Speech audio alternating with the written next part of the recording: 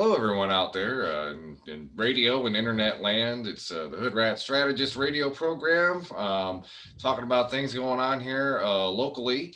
And we're joined by a very special guest right now. I thought it was important. I wanted to take a look at some stories from last year that ended up. I know a lot of people like, oh, 2020 was cursed, but there were some good developments and some good organizing that happened here in the Kalamazoo area during that time. So, with that in mind, I want to introduce my guest. This is Erin Fuller, and you help organize Keep Kalamazoo Wild.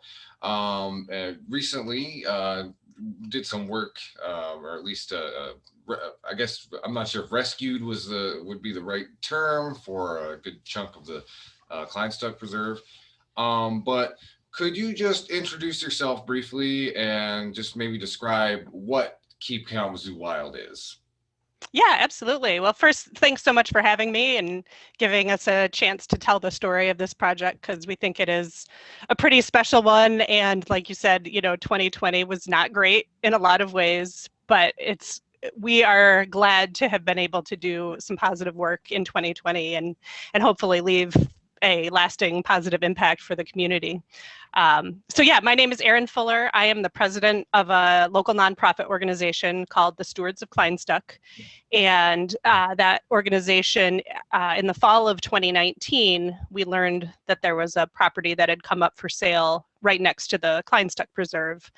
And our organization formed in 2007. It was a group of neighbors that cared deeply about the Kleinstuck Preserve and wanted to make sure it was being taken care of and being respected. It's owned by Western Michigan University, but they just didn't have a lot of time and money to devote to caring for the biodiversity of the preserve. And so that's sort of how we formed, was specifically to take care of the Kleinstuck Preserve and work on restoring balance, biodiversity to the preserve, removing invasive species and planting native species, holding educational events in the preserve, that kind of thing, just to help people understand that we have this amazing natural resource right, pretty close to the heart of downtown Kalamazoo. So that's just a little background on our organization. But then, yeah, in the fall of 2019, we learned about this property that had gone up for sale right next to the Kleinstuck Preserve. And it was for sale on the open market. It was zoned for residential development. And it did not feel to us like it was the most appropriate place for development. It's very rolling terrain. There are a lot of mature trees. It's heavily forested. There are owls that nest on the property and pileated woodpeckers, just some interesting wildlife that you don't usually find in urban areas. So to us, it felt like it needed to remain a natural area, and especially with its being right next to the Kleinstuck Preserve, a lot of people didn't realize that it was private property. A lot of people thought that it was just part of Kleinstuck Preserve. And so we decided, well, we want to protect this. We want to keep it natural, but we know to do that, we need to have the community's support behind us. So we held a public meeting just to see what people thought about helping us raise the money to support it. And we thought, we'd maybe get 25 people. I thought if we get 25 people to this meeting, it will be an enormous success. We got 150 people. So clearly there were a lot of people that were passionate about keeping this property natural and helping us do the fundraising necessary for it. So yeah, that was the fall of 2019, and we kind of got started pretty quickly after that initial community meeting, and got quite a few pledges from people who were interested in helping us pay for the property. We as an organization had never done much fundraising before, and the property was on the open market for sale for $699,000. So that's a steep hill to climb. But we got so much just initial interest and support that we decided to keep pursuing it, and we just kept going. We created the campaign Keep Kalamazoo Wild, sort of as a rallying cry to just to let people know that we want wild natural areas in the heart of the city. We think it's important for everybody to be able to experience nature. And this particular parcel offers a lot of access. The Kleinstuck Preserve doesn't have really well-known public access points. A lot of the access points actually cross over private property, and there's not a lot of signage. It's kind of hidden.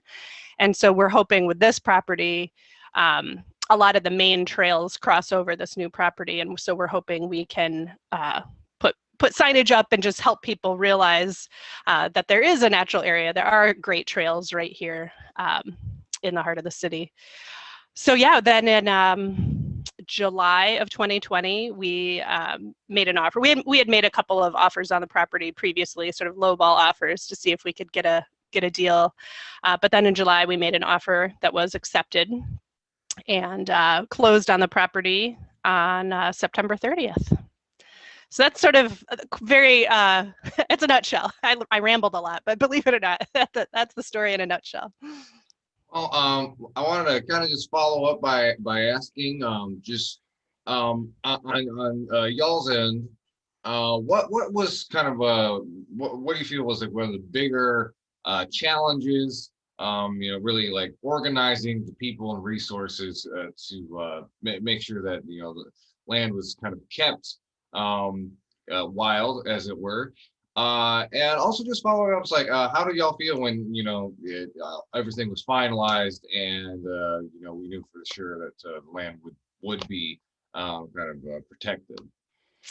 Yeah, so when the deal was finalized, we were obviously really relieved and grateful. But the way we organized the deal is we have a loan. We weren't able to raise the full amount. We ended up buying the property for $550,000, and we weren't able to raise that full amount. But we raised enough to make a good down payment, and then a really generous local couple offered to hold the mortgage for us. So we have a loan on the property. So when we closed, it was like this immense relief to have the property off the market, and just extreme gratefulness to all of the donors and supporters that got us to that point. But then also a little bit of terror, knowing that we still had this loan to pay off.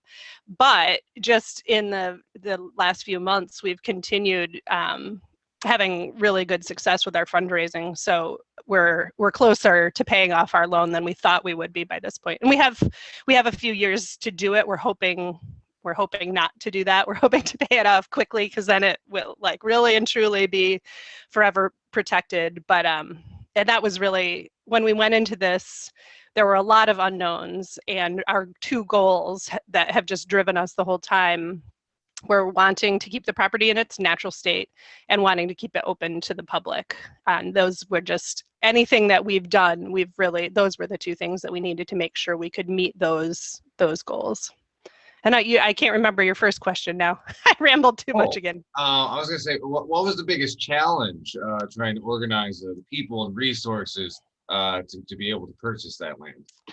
Yeah, so I think just because we hadn't ever done a big fundraising campaign, just that fear of the unknown, not knowing how to do it right, quote unquote right, not having experience. So that was a bit of a mental challenge, but we just went into it knowing that this was a good project and an important project for the city of Kalamazoo and the region, really, and just tried to carry that through any communication that we had with anyone, whether it was through fundraising emails or one-on-one conversations, just trying to really be clear about our intentions, and trying just to be honest about what we wanted and what our struggles were in fundraising. And I think, I don't know if we did things right in the realm of fundraising, but we talked to a lot of people and told our story, and like I said, have had really good success with that. Okay, great. I really appreciate the work that was put into preserving that chunk of Kleinstock. It is vital, because I know this is an issue that consistently comes up. Not only in Kalamazoo, other places as well. If you could give like one piece of advice to people that maybe they're encountering a similar problem, and they want to help preserve a green space near them, what piece of advice would you give them? Oh man, I think there's a lot of advice, but I think the first thing that comes to mind is just to try as much as possible to be proactive. We were lucky in some ways that we had suspected this property might go up for sale at some point, so we were able to think about it a little bit before we jumped in. We did have to act quickly after it did go on the market to really, you know, organize our group um, and come up with a strategy.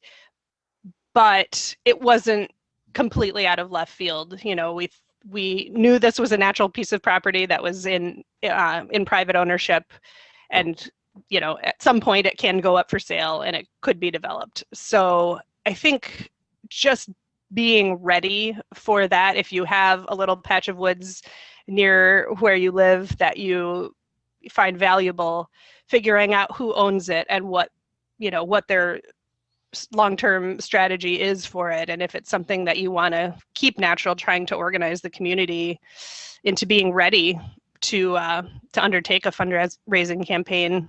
You know, it's not going to work probably everywhere. We were lucky in this community to have, or in this neighborhood, to have a lot of people that were really passionate and had the financial resources to dedicate to it, and the time. You know, it took our board a lot of time, and we were lucky to have individuals that had the time to put into doing doing a lot of the grunt work. So Okay, and of course, there's still, fundraising work going on, and y'all are still going on as an organization. Just my question, what kind of priorities do y'all have now? I know you mentioned there's also a much longer standing group, the Stewards of Kleinstuck. If people want to help or get involved, how would they do that? And also just kind of tell folks, like what is the nature of y'all's work right now? yeah. So right now our number one goal is just to finish paying off the property so we don't have to pay any extra in interest. So that's not a very exciting goal, but we're kind of diving like headfirst into the fundraising and grant writing and things like that. So we can hopefully just close the books as soon as possible on it. We really want to get people onto the property during, a COVID pandemic that we haven't had great success in figuring out ways to do that safely, but we're really looking forward to that. Maybe this fall we'll be able to start leading tours. It is open to the public now. People can certainly walk on it on their own, but I know, if we're able to show people and bring people out together to see the beauty of the property, I think people will be really excited. So yeah, as soon as we're done with the fundraising, I think really ramping up the public engagement and making sure people understand that this is a great property. It's open to the public. Come visit, and making sure our entrances are welcoming and people can find how to get into the reserve, and making trail maps and things like that. We will be doing volunteer work days where we do trail work and removing invasive species and things like that. Right now, we've been kind of informally meeting on the second Sunday of every month. And generally we work in the Kleinstuck Preserve, but the last month we worked on the new property a little bit. So just making sure there weren't obstacles over the trails and things like that. But yeah, I'm really excited for when we can gather in groups and take people out for walks on the property. And I'm personally a little excited about that myself. Knock on wood, hopefully sooner Right. than later. Right. Just so I don't have too many other questions, or actually not really any, but I just wanted to just before we close out, was there anything else you really wanted to mention to folks who might be listening at home? Yeah, absolutely. A lot of our information is available on our campaign website, which is www.keepkalamazoowild.com. So if you have questions, want to know how to make a donation, of course, all that information is there. We also are selling merchandise, which has been a good fundraiser. We have a cute logo with an oak leaf and our Keep Kalamazoo Wild slogan, and have tote bags and beanies and all that good stuff, just to help have us have a revenue stream to take care of the property properly. But yeah, we would love, I know not everybody can afford to donate, but if people are interested in volunteering to help, there is a contact form on our website. So yeah, we'd love to have people become involved and hopefully be able to gather in a group sometime and go for a walk.